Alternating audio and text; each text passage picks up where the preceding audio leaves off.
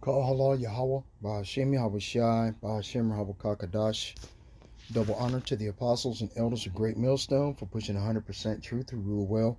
Peace and salutations to the hopeful elect that have been scattered abroad throughout the four corners of the earth. Shalom. This is Matazat Lacham.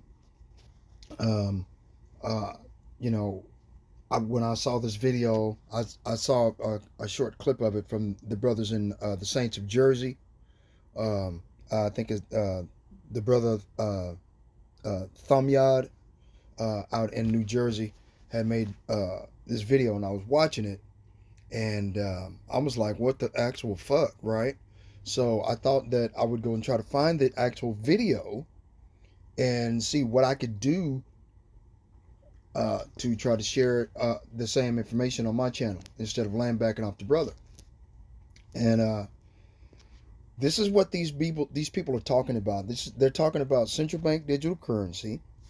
They're talking about a digital ID, what form it's going to take, okay, and the only way to access it. Okay, you people need to understand what the fuck is going on, man. These devils are insane.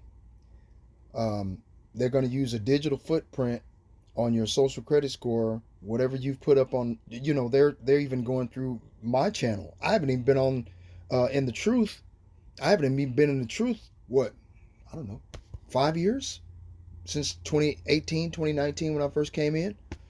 You know, I got overzealous and over righteous and throwing leaven out of my house and got into a argument with my old lady and all went through all of that bullshit, man.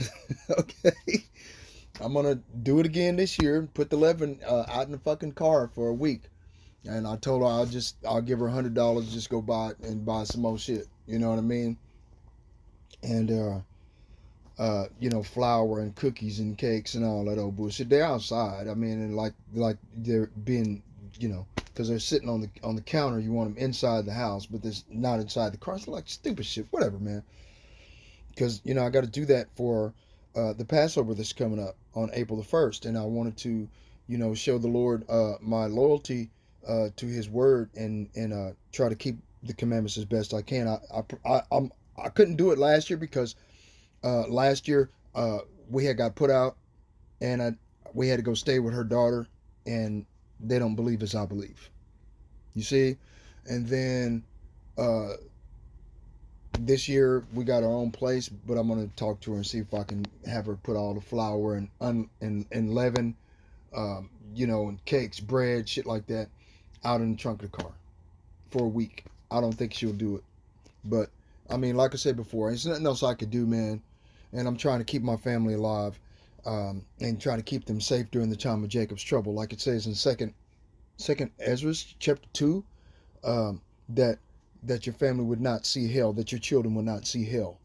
And so, you know, I just trust in the Most High Yahweh Ba'Shem Yahweh Shai, man. You know, and hope He'll help me out.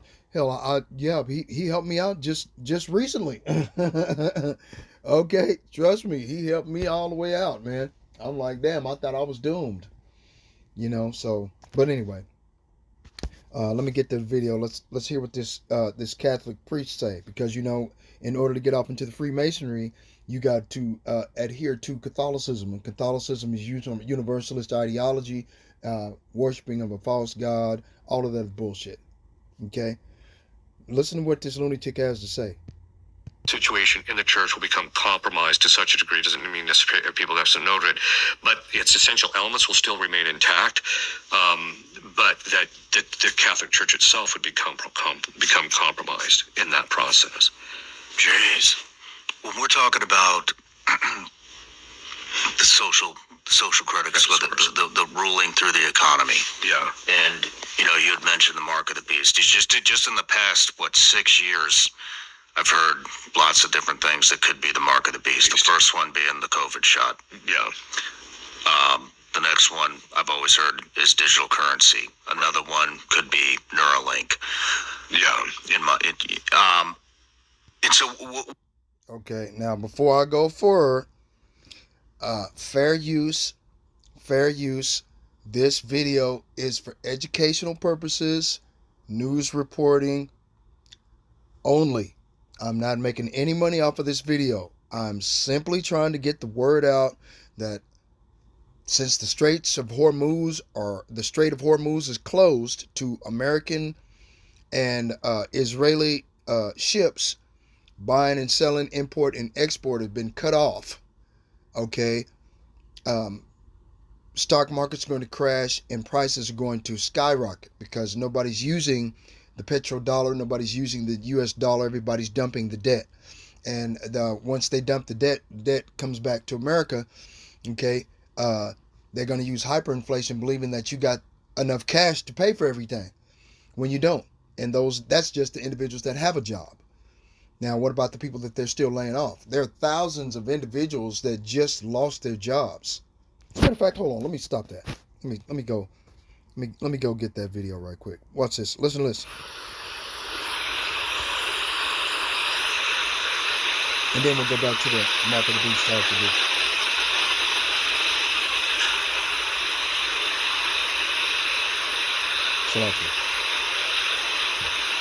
Outback Steakhouse has announced that they're going to be closing up to 62 stores. Smoky Bones Barbecue has said that they're going to close 120 plus stores. Domino's Pizza said that they're closing 250 plus stores and they're filing for Chapter 11 bankruptcy.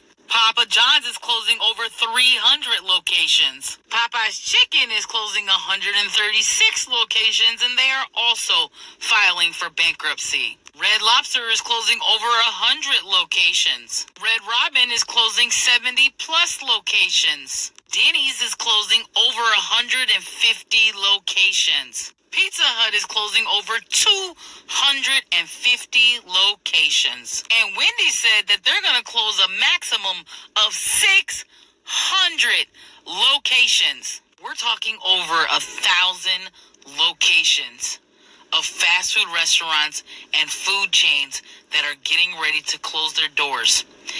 And you think this country is not in trouble? Domino's Pizza is closing 250 plus locations and filing for Chapter 11 bankruptcy. Wendy's is closing 300 to 600 locations in 2026. Popeye's Chicken is closing 136 plus locations and also filing bankruptcy, mostly in Florida and Georgia. Papa John's is closing over 300 locations in 2026. Denny's is closing over 150 locations in 2026. Red Lobster is closing over 100 locations in 2026. Red Robin is closing 70 plus locations in 2026. Pizza Hut is closing 250 locations in the U.S. in 2026. Smoky Bones is closing 120 locations in 2026. It brings me absolutely no joy to bring you this information. However, it is the real facts of what is going on in the U.S. economy in 2026. Please don't spend any money. Please plan your spending, do a budget. If you found this post informative, although sad, please like, comment. Okay. So you see, there's going to be a lot more unemployment. Unemployment is going to skyrocket. Right? All right. Now, there was a video that I made. Let me see if I can find it. Universal basic income is the bribe. Boom. Okay. UBI. Alright, hold on. Let me see. Where is that one dude at if I can find him? I don't think I can. Okay, Salakia. Universal basic income. Alright, hold on. Let me start up here at the top then. Boom. Every business is asking the same question. How do we make AI work for us? With NetSuite by Oracle, you can put AI to work today. To find out how, get the business guide, Demystifying AI, free at netsuite.com/AI cloud. Nothing I can do, man. universal basic income. While Yang successfully introduced the masses to universal basic income, the idea has actually been around since at least the 1500s. But what is it and how might it affect an economy? Universal Basic Income, or UBI, is a policy in which all adult citizens of a society regularly receive a set amount of money.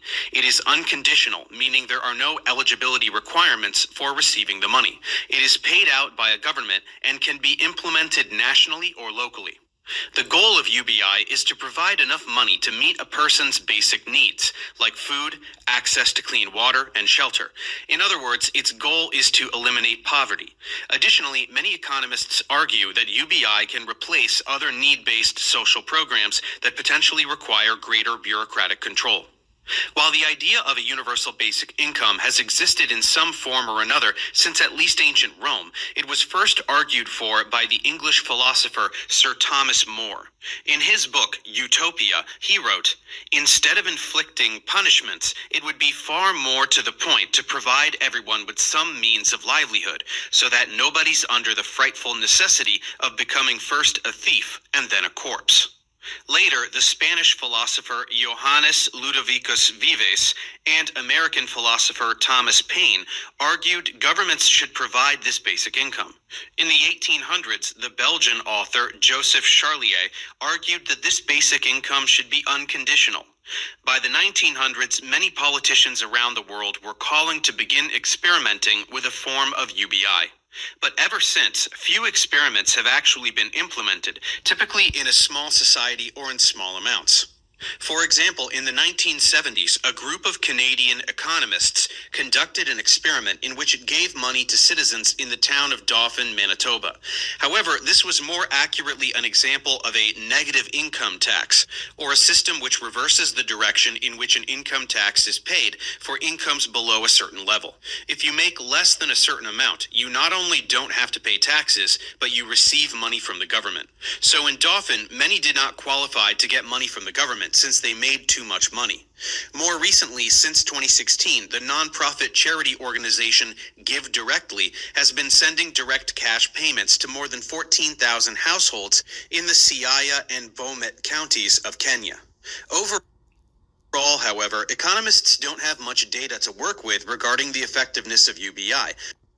Okay, so with the universal basic income, what the plan is, since it's supposedly unconditional, they put conditions on it based on your social credit score, what you're doing.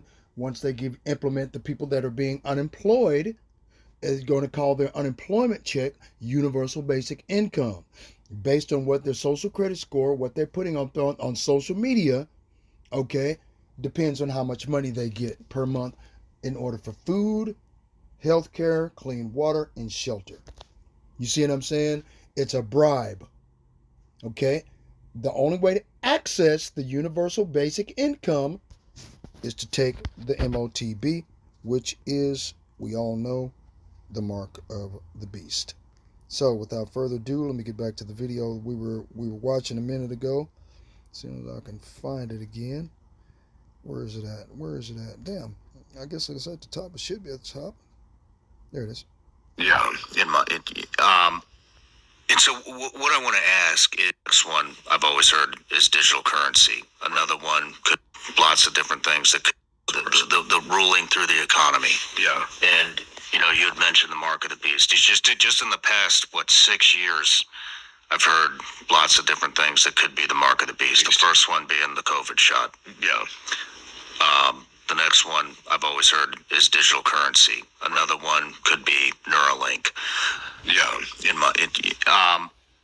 And so what I want to ask is, this is, what are people supposed to do?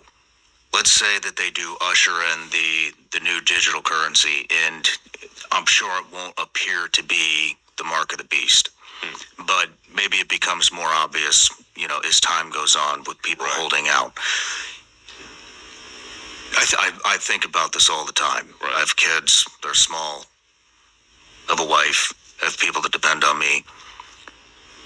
What are we supposed to do if we can't eat, take care of ourselves, provide for our families? What are we supposed to do? Well, I think there's. I mean, if that's the only way you can survive. And therein lies the universal basic income and the bribe to take the mark of the beast, which is the radio frequency identification chip. Let's listen to the pastor and listen to what he says. All right.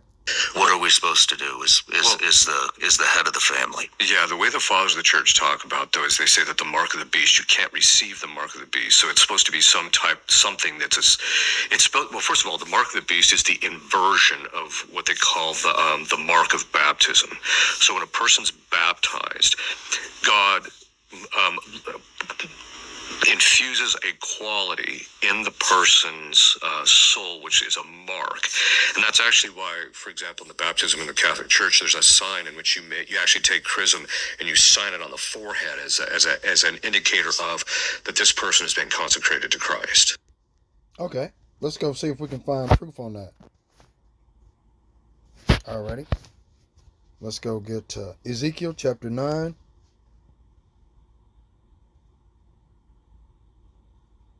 Verse 3. And the glory, the Shekinah glory and brilliance of the power of Israel went up from the cherubim on which it had rested to stand above the threshold of the Lord's temple.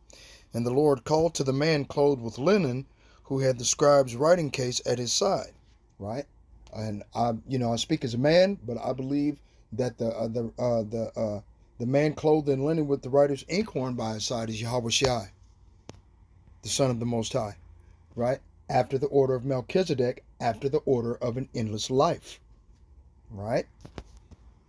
The Lord said to him, go through the midst of the city throughout all of Jerusalem. Now remember, Jerusalem is a people before it's a place, as it is written in 2 Maccabees chapter 5, verse 19.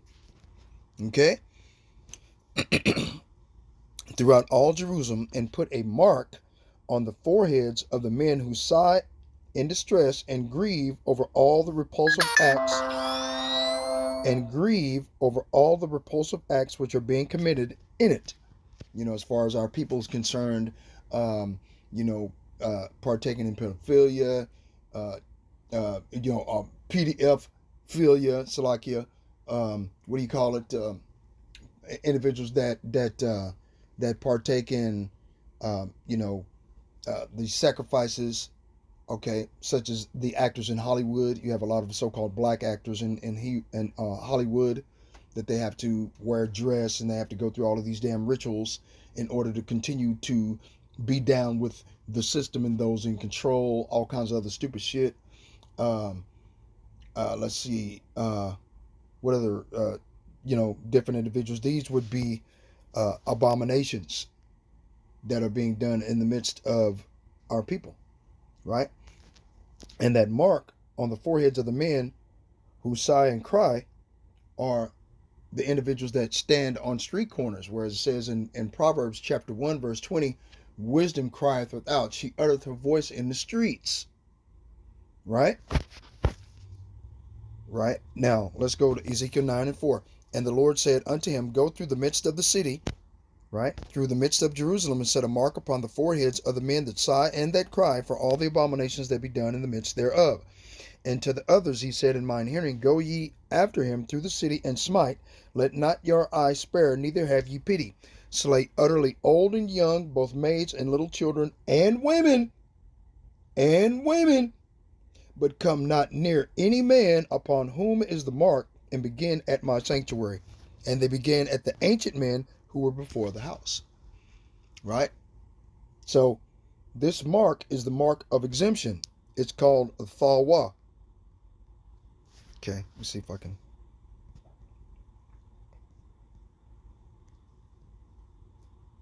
Thawa. Right? Mark as a sign of exemption from judgment. Right? By mark, by implication, a signature.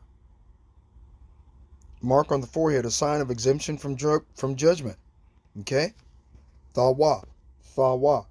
Without the Masoretic text vowel points, the dots and dashes above and under the Assyrian script Hebrew. So if you just take the actual characters themselves without the dot and that little bullshit dash T thing underneath there and remove them out of the way, it says Thawa.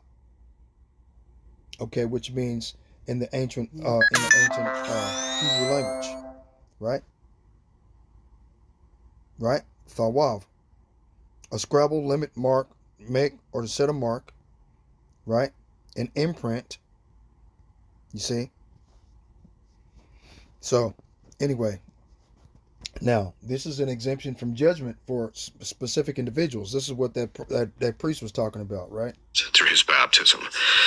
The mark of the beast is going to be the inversion of that. So it's going to be something in our bodies that is going to be that will give us access to these particular things. Okay.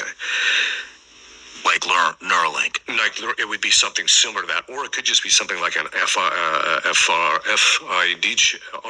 chip, which then you just be able to walk in and they can scan it. They know who you are and they know that you can have access to the food and things of that sort. Something similar to that, or it would be something similar to that, or it could just be something like an RFID chip, which then you just be able to walk in and they can like it would be something similar to that, or it could just be something like an RFID chip, which then you just be able to walk in and they can scan it. They know who you are and they know that you can have access to the food and things of that sort. Okay, let's go get some more proof on that. Boom. All right, going to my receipts and we're going to find out. Boom, boom, boom, boom. Alrighty. The RFID chip. Okay. RFID chip. Okay. Now they're talking about Neuralink. Okay. The whole conversation is about Neuralink. Okay. Hold on. Okay. Okay. This is what they want to implant subcutaneously underneath your skin. The only way that you'll be able to buy and sell or to access universal basic income in order to participate in a cashless society with central bank digital currency. The universal basic income is based on central bank digital currency. Okay?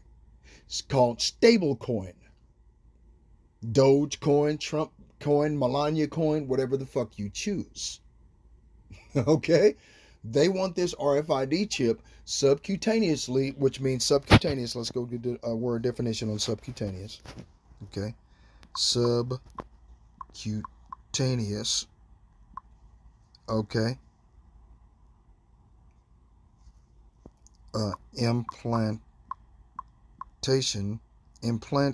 Subcutaneous implants. Okay. RFID chips. Watch this. Boom, boom. Subcutaneous RFID radio frequency identification implants are small biocompatible glass capsules, often with NFC near field communication technology, injected underneath the skin, usually between the thumb and index finger, to allow for seamless digital interactions. Now, you just heard the man, so they'll be able to scan and know everything about you, your whereabouts, where you live, how much money you work, where your job is, so this way you'll be able to buy in society, blah, blah, blah. He just blew it off like it was just, like it's a normal goddamn thing, right? Okay? This is what the fuck they're planning, man. Okay? Used for access control, payments, and